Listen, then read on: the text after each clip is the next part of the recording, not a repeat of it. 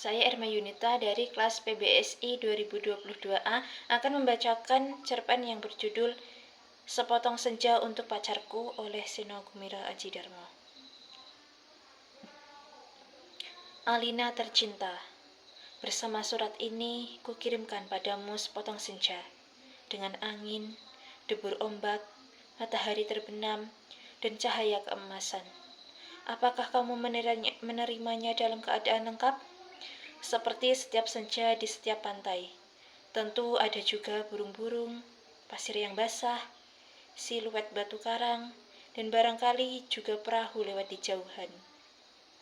Maaf, aku tidak sempat menelitinya satu persatu.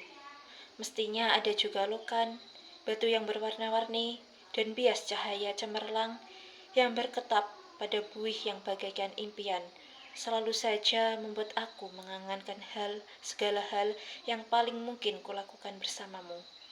Meski aku tahu semua itu akan tetap tinggal sebagai kemungkinan yang entah kapan menjadi kenyataan. Kukirimkan sepotong senja ini untukmu, Alina, dalam amplop yang tertutup rapat, dari jauh, karena aku ingin memberikan sesuatu yang lebih dari sekedar kata-kata. Sudah terlalu banyak kata di dunia ini, Alina, dan kata-kata ternyata tidak mengubah apa-apa. Aku tidak akan menambah kata-kata yang sudah tak terhitung jumlahnya dalam sejarah kebudayaan manusia, Alina. Untuk apa? Kata-kata tidak ada gunanya dan selalu sia-sia. Lagi pula, siapakah yang masih sudi mendengarnya? Di dunia ini, semua orang sibuk berkata-kata tanpa peduli apakah ada orang lain yang mendengarnya.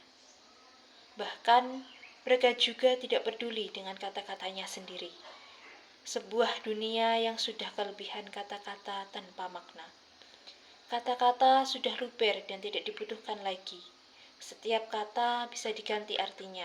Setiap arti bisa diubah maknanya. Itulah dunia kita, Alina. Kukirimkan sepotong senja untukmu, Alina. Bukan kata-kata cinta.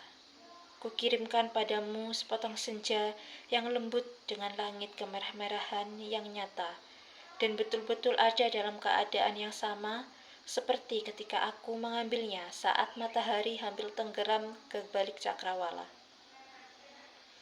Alina yang manis, Alina yang sendu. Akan kuceritakan padamu bagaimana aku mendapatkan senja itu untukmu. Sore itu, aku duduk seorang diri di tepi pantai, memandang dunia yang terdiri dari waktu, memandang bagaimana ruang dan waktu bersekutu, menjelmakan alam itu untuk mataku. Di tepi pantai, di tepi bumi, semesta adalah sapuan warna keemasan dan lautan adalah cairan logam.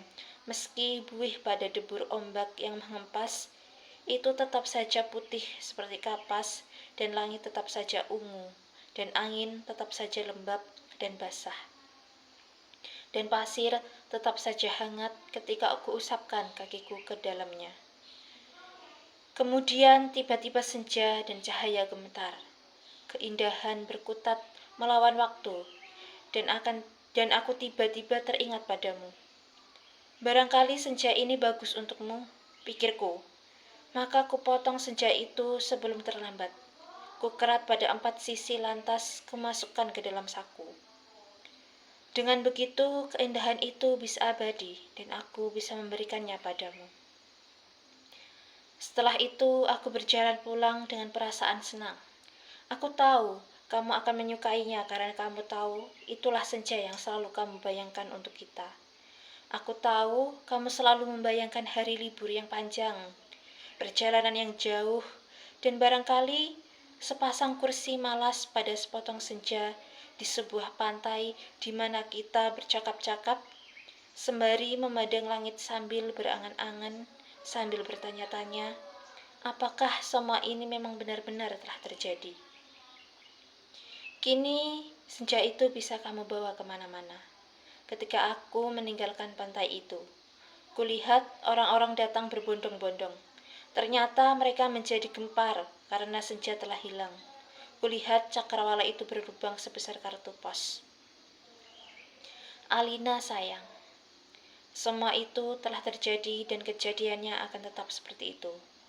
Aku telah sampai ke mobil ketika di antara kerumunan itu, kulihat seseorang menunjuk-nunjuk ke arahku. Dia yang mengambil senja itu. Saya lihat dia yang mengambil senja itu. Kulihat orang-orang itu melangkah ke arahku. Melihat gelagat itu, aku segera masuk mobil dan tancap gas. Catat nomornya, catat nomornya.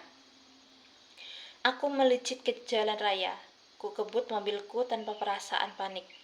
Aku sudah berniat memberikan senja itu untukmu, dan hanya untukmu saja, Alina. Tak seorang pun boleh mengambilnya dariku. Cahaya senja yang keemasan itu berbinar-binar di dalam saku. Aku merasa cemas, karena meskipun kaca mobilku gelap, tapi cahaya senja tentu cukup terang dilihat dari luar. Dan ternyata cahaya senja itu memang menembus segenap cahaya dalam mobilku. Sehingga mobilku itu meluncur dengan nyala cemerlang ke aspal maupun ke angkasa. Dari radio yang kusetel aku tahu, berita tentang hilangnya senja telah tersebar kemana-mana. Dari televisi, dalam mobil, bahkan kulihat potretku sudah terpampang. Aduh, baru hilang satu senja saja sudah paniknya seperti itu. Apa tidak bisa menunggu sampai besok? Bagaimana kalau setiap orang mengambil senja untuk pacarnya masing-masing? Barangkali memang sudah waktunya dibuat senja tiruan yang bisa dijual di toko-toko, dikemas dalam kantong plastik dan dijual di kaki lima. Sudah waktunya senja diproduksi besar-besaran, supaya bisa dijual anak-anak pedagang asongan di perempatan jalan. Senja, senja, cuma 1.003. Di jalan tol, mobilku melaju masuk kota. Aku harus hati-hati karena semua orang mencariku. Sirene mobil polisi meraung-raung di mana-mana. Cahaya kota yang tetap gemilang tanpa senja membuat cahaya keemasan dari dalam mobilku tidak terlalu kentara. Lagi pula di kota, tidak semua orang peduli apakah senja hilang atau tidak. Di kota, kehidupan berjalan tanpa waktu. Tidak peduli pagi, siang, sore, atau malam. Tidak pernah penting senja itu ada atau hilang. Senja cuma penting untuk turis yang suka memotret matahari terbenam. Boleh jadi hanya demi alasan itulah senja yang kubawa ini dicari-cari polisi. Sirine polisi mendekat dari belakang dengan pengeras suara polisi itu memberi peringatan.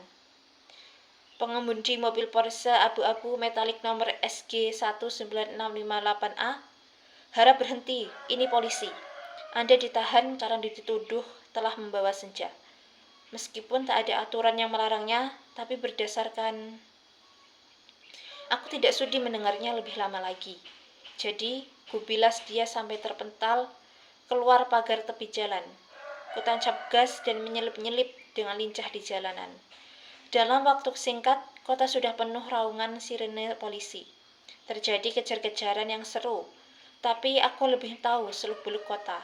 Jalanan dengan cahaya yang bermain warna, gang-gang gelap yang tak pernah tercatat dalam buku alamat, lorong-lorong rahasia yang hanya diperuntukkan bagi orang-orang di bawah tanah. Satu mobil terlempar di jalan layang, satu mobil lain tersesat di sebuah kampung, dan satu mobil lagi terguling-guling, menabrak truk, meledak, lantas terbakar. Masih ada 2 polisi bersepeda motor mengejarku. Ini soal kecil, mereka tak pernah bisa mendahuliku. Dan setelah kejar-kejaran beberapa lama, mereka kehabisan bensin dan pengendaranya cuma bisa memaki-maki. Kulihat senja dalam saku bajuku, masih utuh. Angin berdesir, langit semburat ungu, debur ombak menghempas ke pantai. Hanya padamulah senja ini kuserahkan, Alina. Tapi Alina, polisi ternyata tidak sekonyol yang kusangka. Di segenap sudut kota mereka telah siap siaga. Bahkan aku tidak bisa membeli makanan untuk mengisi perutku. Bahkan di langit tanpa senja, helikopter mereka menyorotkan lampu di setiap celah gedung bertingkat. Aku tersudut dan akhirnya nyaris tertangkap. Kalau saja tidak ada gorong-gorong yang terbuka, mobilku sudah kutinggal ketika memasuki daerah kumuh itu. Aku berlari di antara gudang, rumah tua, tiang, serta temali, terjatuh di atas sampah, merayapi tangga-tangga reot, sampai seorang gelandangan menuntutku untuk untuk ke suatu tempat yang tak akan pernah kulupakan dalam hidupku. Masuklah, katanya tenang. Di situ kamu aman. Ia menunjuk gorong-gorong yang terbuka itu. Ada tikus keluar dari sana. Baunya bacin dan pesing. Ku tengok ke bawah. Kulihat kelelawar bergantungan. Aku ragu-ragu. Namun, deru helikopter dengan lampu sorotnya yang mencari-cari itu melenyapkan keraguanku. Masuklah, kamu tidak punya pilihan lain. Dan gelandangan itu mendorongku. Aku terjembab jatuh. Bau busuknya bukan main. Gorong-gorong itu segera tertutup dan kudengar gelandangan itu merebahkan diri di atasnya. Lampu sorot helikopter menembus celah gorong-gorong, tapi tak cukup untuk melihatku. Kurabah senja dalam kantongku. Cahayanya yang merah keemas-emasan membuat aku bisa melihat dalam kegelapan. Aku melangkah dalam gorong-gorong yang rupanya cukup tinggi juga. Kusibukkan kelelawar bergantungan yang entah mati entah hidup itu. Kulihat cahaya putih di ujung gorong-gorong. Air busuk mengalir setinggi lutut. Namun, makin ke dalam makin surut. Di tempat yang kering, kulihat anak-anak gelandangan duduk-duduk maupun tidur-tiduran. Mereka berserakan memeluk rebana dengan mata yang tidak memancarkan kebahagiaan. Aku berjalan terus melangkahi mereka dan coba bertahan. Betapapun ini lebih baik daripada harus menyerahkan senja Alina. Di ujung gorong-gorong, di tempat cahaya putih itu, ada tangga menurun ke bawah. Kuikuti tangga itu. Cahaya semakin terang dan semakin benderang. Astaga, kamu boleh tidak percaya Alina, tapi kamu akan terus membacanya. Tangga itu menuju ke mulut sebuah gua. Dan tahukah kamu ketika aku keluar dari gua itu, aku ada di mana? Di tempat persisi sama dengan tempat di mana aku mengambil senja itu untukmu Alina. Sebuah pantai dengan senja yang bagus, ombak, angin, dan kepak burung. Tak lupa cahaya keemasan dan bias ungu pada mega-mega yang berarak bagaikan aliran mimpi. Cuma saja tidak ada lubang sebesar kartu pos. Jadi, meskipun persis sama, tapi bukan tempat yang sama. Aku berjalan ke tepi pantai, tenggelam dalam guyuran alam yang perawan. Nyiur tentu saja matahari dan dasar lautan yang bening dengan lidah ombak yang berdesis-desis. Tak ada cottage, tak ada BQ, tak ada marina. Semua itu memang tidak perlu. Senja yang bergetar melawan takdir membiaskan cahaya keemasan ke tepi semesta. Aku sering malu sendiri melihat semua itu, Alina. Apakah semua itu mungkin diterjemahkan dalam bahasa? Sambil duduk di tepi pantai, aku berpikir-pikir, untuk apakah semua ini kalau tidak ada yang menyaksikannya? Setelah berjalan ke sana kemari, aku tahu kalau dunia dalam gorong-gorong ini kosong melompong. Tak ada manusia, tak ada tikus, apalagi dinosaurus. Hanya burung yang berkepak, tapi ia sepertinya bukan burung yang bertelur dan membuat sarang. Ia hanya burung yang dihadirkan sebagai ilustrasi senja. Ia hanya burung berkepak dan berkepak terus di sana. Aku tak habis pikir, Alina. Alam seperti ini yang dibuat untuk apa? Untuk apa senja yang dibuat untuk apa? Untuk apa senja yang bisa membuat seseorang ingin jatuh cinta jika tidak ada seekor dinosaurus pun menikmatinya? Sementara di atas sana orang-orang ribut kehilangan senja. Jadi begitulah Alina, ku ambil juga senja itu. Ku kerat dengan pisau Swiss yang selalu kubawa. Pada 4 sisinya, sehingga pada cakrawala itu terbentuk lubang sebesar kartu pos.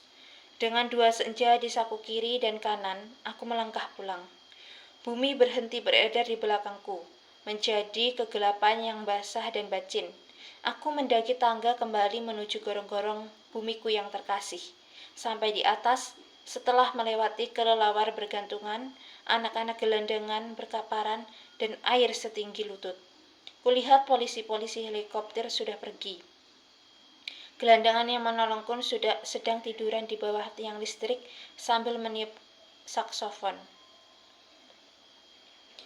Aku berjalan mencari mobilku. Masih terparkir dengan baik di supermarket. Nampaknya bahkan baru saja dicuci. Sambil mengunyah pizza, segera aku kebut mobilku menuju pantai, dengan 2 senja di saku kiri dan kanan, lengkap dengan matahari, laut, pantai, dan cahaya keemasannya masing-masing. Mobilku bagai memancarkan cahaya ilahi. Sepanjang jalan layang, sepanjang jalan tol, ku tancap gas dengan kecepatan penuh. Alina, kekasihku, pacarku, wanitaku. Kamu pasti sudah tahu apa yang terjadi kemudian. Kupasang senja yang dari gorong-gorong pada lubang sebesar kartu pos itu, dan ternyata pas. Lantas kukirimkan senja yang asli. Ini untukmu, lewat pos. Aku ingin mendapatkan apa yang kulihat pertama kali. Senja dalam arti yang sebenarnya. Bukan semacam senja yang ada di gorong-gorong itu. Kini gorong-gorong itu betul-betul menjadi gelap, Alina. Pada masa yang akan datang, orang-orang tua akan bercerita pada cucunya tentang kenapa gorong-gorong menjadi gelap. Mereka akan berkisah bahwa sebenarnya ada alam lain di bawah gorong-gorong dengan matahari dan rembulannya sendiri. Namun semua itu tidak lagi karena seorang telah mengambil senja untuk menggantikan senja lain di atas bumi. Orang-orang tua itu juga akan bercerita bahwa senja yang asli telah dipotong dan diberikan oleh seseorang kepada pacarnya. Alina yang manis, yang paling manis, dan selalu manis. Terimalah sepancotong senja itu, hanya untukmu dari seseorang yang ingin membahagiakanmu. Awas, hati-hati dengan lautan dan matahari itu. Salah-salah, cahayanya membakar langit, dan kalau sudah tumpah, airnya bisa membanjiri permukaan bumi. Dengan ini kukirimkan pula kerinduanku padamu, dengan cium, peluk, dan bisikan terhangat dari sebuah tempat yang paling sunyi di dunia.